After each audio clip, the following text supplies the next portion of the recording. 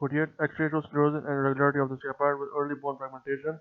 Most likely disease that resulted in this abnormality is preserved disease. Sclerosis and irregularity of scapula with early bone fragmentation. Most likely disease that has resulted in this is preserved disease. 49. M sacrum has H configuration, most likely diagnosed insufficient fracture. Horn of sign is seen in insufficient fracture. 50. Logging of knees noted radiography of his knees shows multiple intra-articular calcifications. The suprapatellar joint effusion is also present. The joint pace is maintained, most likely diagnosis synovial osteochondromatosis. Locking of knee joint, and then there are multiple intra-articular calcifications in the knee joint. Okay, and the suprapatellar joint effusion is also present. So joint pace is maintained. The synovial osteochondromatosis just don't make any sense. 51. Which of the following findings on MRI indicate recurrent metastatic disease instead of reformed hematopoietic marrow? That is, increased conspicuity on prolonged time to EKG images shows recurrent metastatic disease. 52. Bilateral sacroiliitis with erosive change on the iliac side of the left, but sacral and iliac erosion on the right. Spine reveals large non-marginal syndesmophytes in the thoracic lumbar spine with a relative normal lower lumbar spine erosion of the calcaneus. Hands X-rays reveal small erosion asymmetric in the distal interfering joint in both hands, which are likewise psoriatic arthritis. All these spine shows large non-marginal syndesmophytes in the thoracic lumbar spine, so these all point towards psoriatic arthritis. 53. Vertebral hemangioma, which MRI suggested that these lesions most likely have T1 high, T2 low, and increase on stair. Vertebral hemangioma is high on T1, low on T2, and increase on stair. Memorize this. 54. Near patellar syndrome, which finding is considered pathognomonic for this disorder? Posterior iliac horns. Near patellar syndrome shows posterior iliac horns. Near patellar syndrome has posterior iliac horns.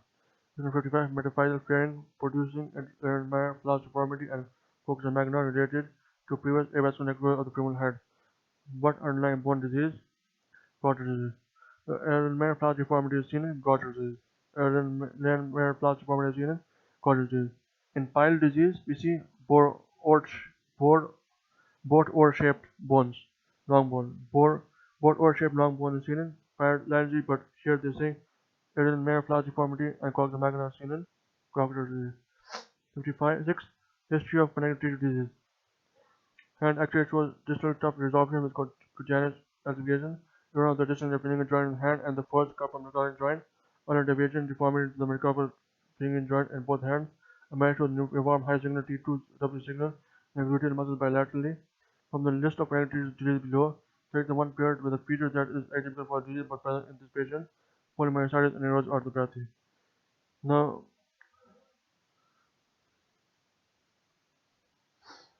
polymyositis and arthropathy is supposed to be seen in this connective disease, and I think here's 56.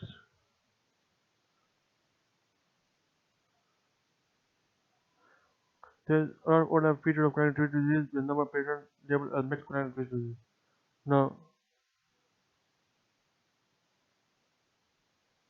what summarizes that polymyositis erosive arthropathy is a feature that is atypical for disease but is present in this patient. Here is arthropathy, and then MRI shows uniform high signal on T2s and gluteal muscle bilaterally. This shows polymyositis, and then all these X-ray features shows erosive arthropathy. So this is present in him. The 57 different diagnosis between post-traumatic myositis ossificans or a parosteal osteosarcoma. Which feature on plain X-ray is likely to be most helpful in determining between these two? Pattern ossification is legend. Now, myositis ossificans or parosteal osteosarcoma are differentiated by the pattern of ossification. 58. Thick coarsened trabeculae of the left iliac bone area of cortical destruction with ring arc calcification. What is the most significant pathology present? Chondrosarcoma. This shows Paget's disease, but Paget's disease can cause chondrosarcoma. So here, the ring and arc calcification seen in chondrosarcoma. 59. Diagnosis of Marfan syndrome is suspected with muscular relaxation required for this diagnosis to be made. Reduced upper to lower segment ratio. Marfan syndrome shows reduced upper to lower segment ratio muscular cell manifestation in Marfan syndrome. 60. Popliteal artery entrapment is suspected. Which regarding imaging of popliteal artery entrapment syndrome is true. Now popliteal pauses, the popliteal artery and vein pass lateral to the middle head of the gastrocnemius and are surrounded by fat. Now in normal popliteal pausa, popliteal artery and vein pass lateral to the middle head of the gastrocnemius and are surrounded by fat. 61 referred from dialysis unit. X-ray shows loss of distinction of the radial aspect of the planages of the index, middle finger, pelvic X-ray. Now from dialysis unit, usually the patient comes with renal osteodystrophy. Then loss of distinction of the radial aspect of the planages of the index, middle finger, pelvic X-ray with large expansile lucid lesion in the right leg bone, which has narrow zone of transition and no evidence of internal matrix, horizontal trabecular pattern, multiple small line lucencies flowing along the medial aspect of femur bilaterally, which demonstrate prior reaction. What condition the patient has? Renal osteodystrophy. After dialysis unit, patient has renal osteodystrophy, not other conditions.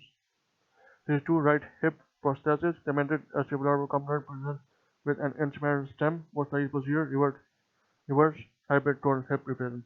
Patient has right hip prosthesis. Now, the cemented acetabular component presents with an uncemented stem. Cemented acetabulum with uncemented stem. This is most likely seen in reverse hybrid total hip replacement. 33. What radiographic periods are consistent with hypertrophic pulmonary arteriopathy? Metaphyseal laminar paratracheal.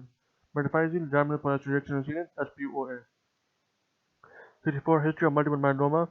Blood shows Ray's scar. Hands X-ray shows sharply defined intra-articular marginal erosions at the MCP joint of the index and middle fingers. Bilateral joint periods are well preserved, well marginated, some corneal cysts noted in the carpal bones, again with joint period preservation. Soft nodules are on this joint, not classified, most likely diagnosed. Amyloidosis. Again, soft nodules show amyloidosis. Soft nodules show amyloidosis. 65. Football player. X-ray shows large joint fusion and a small elliptical fragment of bone at the middle aspect of the proximal tibia at the joint margin. This evolved elliptical fragment of bone at the middle aspect of the proximal joint is secant fracture. The width needed structure is deranged and associated with this injury, posterior cochlear ligament. And secant fracture which associated injury is posterior cochlear ligament. 56. Lower limb leg discrepancy. Lobular ossified masses arising from the distal femur epiphysis and the talus, which resemble osteochondromas, most likely diagnosed Diaphysia epiphysealis hemimelica or Trevor disease. This other name is Trevor disease. It is diagnosed in it is seen in epiphysis. So leg discrepancy with ossified masses arising from the femur epiphysis and the talus. So from the epiphyseal lesion is Trevor disease, or other name is Diaphysia epiphysealis hemimelica. 67. 3D shows sclerosis of both terminal head and H-shaped vertebrae. Venous man and calcified motor diagnosed sickle cell disease. H-shaped vertebra, sickle cell disease. 68. Continuous irregular cortical hyperostosis along the lateral margin of the femur, most likely diagnosed melanostosis. Continuous irregular cortical hyperostosis along the lateral margin of the femur, most likely diagnosed melanostosis. 69. Which statement regarding calcaneal fracture is true? Calcaneal fracture classification is based on the fracture line located of the posterior passage. Calcaneal fracture classification is based on fracture line at the posterior passage. 70. Congenital condition. X-rays with long gracile thin femur and tibia indicating undertubulation of the bone, most likely cause of appearances cerebral palsy. Now, when you say gracile, patient has congenital condition to which she cannot walk. Then X-ray shows long gracile femur and tibia. Gracile femur and tibia mean thin, long thin femur and tibia, and then indicating undertubulation of the bone. So most likely cause for this appearance is cerebral palsy. And cerebral palsy is a congenital condition to which patient cannot walk, and in this they will tell you that he is wheelchair bound. Then long gracile thin femur and tibia so diagnosed as cerebral palsy. 71. Possible congenital foot deformity. Tibiocalcaneal angle measured 60 degrees on lateral foot image, on AB hand foot image. Tibio-calcaneal angle measured 30 degrees. On lateral foot image, the metatarsals are superimposed with the fifth metatarsal being in the most plantar position. What deformities does this patient have? No deformity. These are all normal findings. Question number 72. Patient has osteogenesis imperfecta. Patient is of reduced stature and no evidence of bruised sclera. What type of osteogenesis imperfecta does this patient have? Type 4. When osteogenesis imperfecta but no evidence of bruised sclera, so type of OI is type 4. 73. Section 900. A super scan has reduced uptake in the kidneys. Okay. Patient has a scan. And how will you say that it is a super scan? Super scan has reduced uptake in the kidneys. How do you diagnose that the scan is super scan? Super scan shows reduced uptake in the kidneys. Question 74. Oval-shaped ribs, J-shaped salatogica, or repair have a central anterior beak where the continuous pain have Marquis syndrome. Central anterior beaking of vertebral body seen in Marquis syndrome. Other features are J-shaped sella or shaped ribs. Question 75. Pain, swelling, and reduced movement of his knee. A man shows low seen on T1 and T2 and gloomy artifact on GRE imaging. What are diagnosis? Primary ulnar synovitis. It shows low signal on T1 and T2 and blooming artifact on current echo imaging. So diagnosis is poly PVNS.